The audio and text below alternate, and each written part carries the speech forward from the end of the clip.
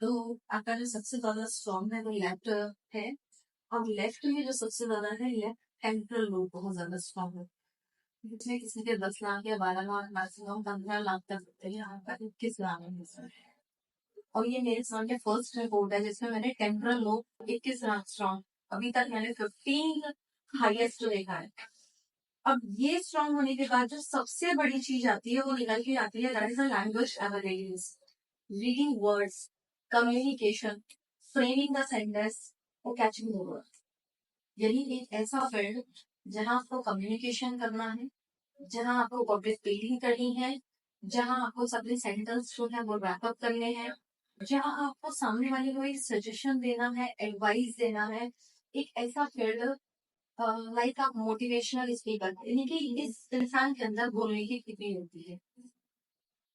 अब एक ऐसा फील्ड जिसमें मैं मोटिवेशनल स्पीकर भी कह सकती हूँ और एक अच्छा काउंसलर भी कह सकती हूँ, वो फील्ड में आप अभी भी ऑलरेडी है, लेकिन इसमें आप और जितना काम करेंगे उतना ज्यादा बेहतर। जैसे कि अगर मैं फ्यूचर की बात करूँ, I don't know then what is the qualification, but आप you can go through the PhD in like psychology या एज अ काउंसलर, आप उसको गो थ्रू कर सकती हैं, जिसमें आप एज अ प्रोफेसर भी।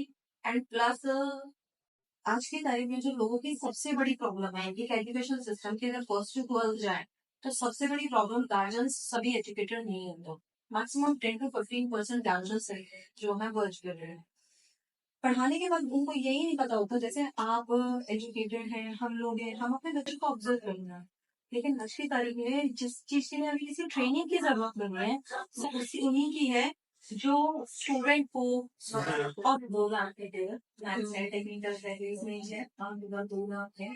और अगर मैं ये बात करूँ ऑब्जर्वेशन वाली, वहाँ थोड़ा सा कम है, लेकिन सबसे ज्यादा जो स्ट्रॉन्ग वाला पीरियड है, ये वाला जो पार्ट है आपका लैंग्वेज पे जो कमांड है। इसमें फ्यूचर पॉसिबिलिटीज यही है कि आप कम्युनिकेशन एंड प्लस मोटिवेशन वाले फील्ड में या आगे बढ़िए। इसके बाद अगर मैं राइट ब्रेन की बात करें, देखिए 2 चीज अच्छी है। पहला तो लेफ्ट वाले में टेम्परल लोब इतना स्ट्रॉन्ग है, दूसरी चीज है वो राइट वाले ब्रेन पे आ रहे हैं तो वहां भी टेम्परल है, यानी कि बोलना और सुनना, ये 2 चीजें जिस फील्ड के अंदर पैरेलल आपकी चल रही हैं उसमें आप कंटिन्यू करके बहुत बेस्ट से बेस्ट परफॉर्मेंस दे सकते हैं। अभी आप यहाँ पर स्कूल में एज अ प्रिंसिपल है, तो प्रिंसिपल पे आपको बोलना भी है, टीचर्स के साथ लीड भी करना है, प्लस उनको सुनना भी है।